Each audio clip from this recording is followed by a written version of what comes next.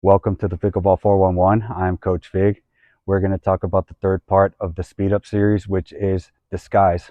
Now you see a lot of people winding up, you see a lot of people turning and having this massive takeback. In today's video, we're going to talk about how to fix that and how to hit it properly. Stay tuned. So when you're dinking, you want to keep the disguise the same. When you dink, you're dinking using the shoulder, and so you don't want to have a massive take back when you're about to speed up. When you speed up, it's all about the wrist. You're going to be using the wrist to speed up. Now what you want to do is you want to top spin the ball as so. So you're going to brush up with the wrist and go up. The reason for that is because if your opponent gets out of the way, the ball could land in. If you go more across this way, it's going to sail most of the time if your opponent gets out of the way. So what you want to do is you want to keep dinking the same way, and then when you speed up, use the wrist and then snap over the ball. So we're going to demonstrate this. One thing you don't want to do is hit the ball behind you. So when you're dinking, you don't want to speed up from here. You want to keep the ball here and then brush up. So here we go. Here we go. Do it again. Nice.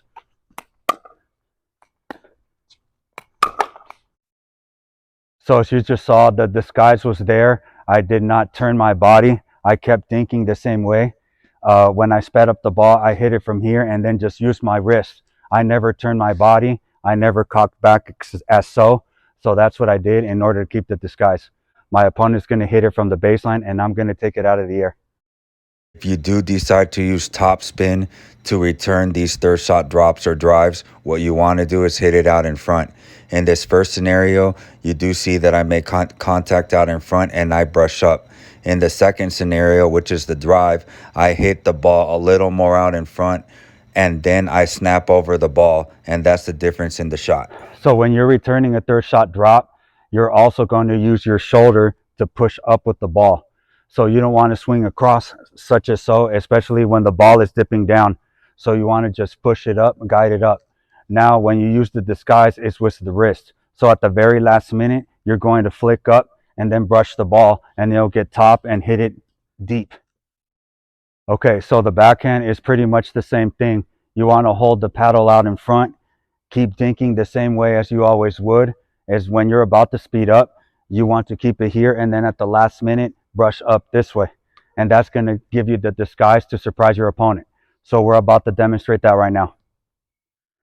In this scenario, I am using a slice dink instead of a flat dink or regular dink, but the idea remains the same. As you're about to see, I use my wrist at the last minute, so I hold it and then I accelerate. In this second speed up, I am gonna step back, and that gives the speed up away, but in a lot of lower levels, they won't notice. When you are returning third shot drops or drives on the backhand, if you can get under the ball, you could drive it. If not, just guide it back. If you like what you hear thus far, please like and subscribe. Now, this is very important.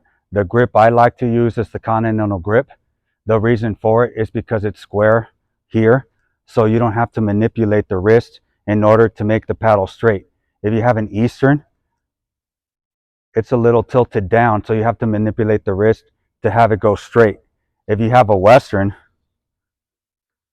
see how the paddle's pointing down, so it's hard to get under the ball. You're going to have a major take back in order to whip the ball over.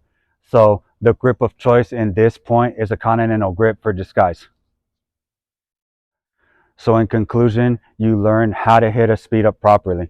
You learned to manipulate the wrist, to use the wrist and put top spin on the ball and not hit it straight. You also learned the proper grip to use in order to make the ball dip down and not manipulate the wrist too much. So next week, we're going to do how to hit low balls and speed those up. So I hope you enjoyed this video. I'd like to thank Rich and Marissa for allowing us to use their beautiful facility. Concludes the video. If you like it, please like and subscribe, and thanks for watching.